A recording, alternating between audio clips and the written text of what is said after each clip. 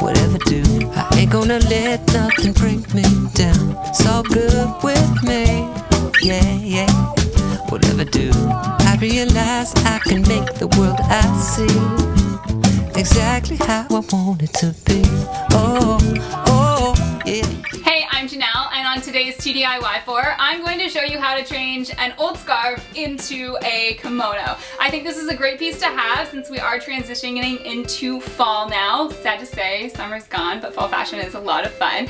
And this is something you can pair with shorts if it's still hot out, or a dress, or even a pair of pants if it's starting to get cold out. So a kimono is great to have this time of year, and that's why I'm going to show you how you can change an old scarf into a brand new piece for your wardrobe. So find yourself a really big scarf. I actually found mine at the dollar store. You can do a needle and thread. You can also do no-sew glue with this. I've got scissors and iron, and I've also got some fringe, but that is optional. So start off by folding your scarf in half. It should almost be a meter by a meter once you've folded it in half, and the fold along the top is where your shoulders rest. So I'm folding this a half again to find the middle point of my scarf, and go ahead and cut up just one piece of the fabric. This is the opening in the front, so once you reach the fold, stop cutting.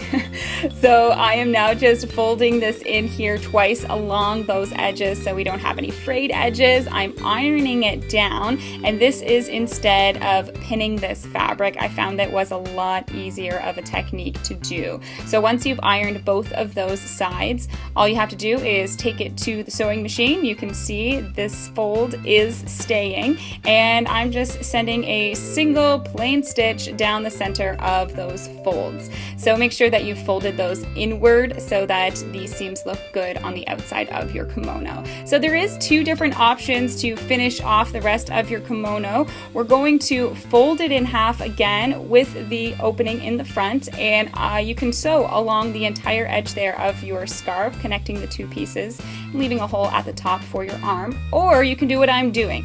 So I'm making a bit of a more fitted version. I'm marking in about 15 inches on each side and about 20 inches down from the top, and just drawing a line here, and we're going to cut out this rectangle so it's a little more fitted. So go ahead and do that on both sides of your kimono. I will leave the dimensions in the comments below for you, and once you've drawn on your rectangle, pin the two pieces of fabric together so that when you cut it, you can cut both pieces together and it is all even. So once you do go to cut it, about a half an inch to an inch away from the chalk line that you would have drawn and your pins. And note to self, make sure you flip your kimono inside out before you begin any of this process so that the seams are on the inside of your kimono. I had to go back and unpin everything, flip it inside out, and pin it all back together. It'll save you some time. So I'm just taking this through my sewing machine and doing again some simple stitching to close up the sides of my kimono, and you can be done there if you want, but I wanted to add some fun fringe on the bottom of my kimono. So basically just pinning the fringe along the bottom of the kimono. I ended up having to cut it a little bit shorter because the fringe does add quite a bit of length depending on how long of fringe you get, but it's really quite simple. It takes a little bit longer to go through the sewing machine to be more precise. You can again hand stitch this or use your no-sew glue, and once you've stitched that all along the bottom, your kimono is done. Whatever do, I ain't gonna let nothing bring me down. It's all good with me, yeah, yeah.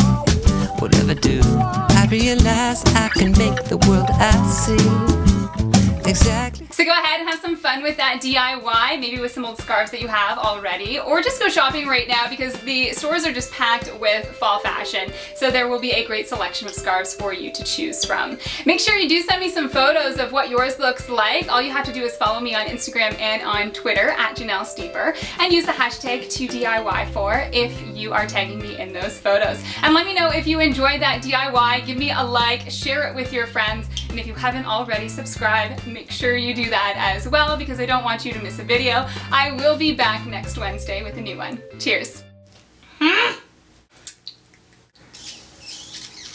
Bah. Yeah,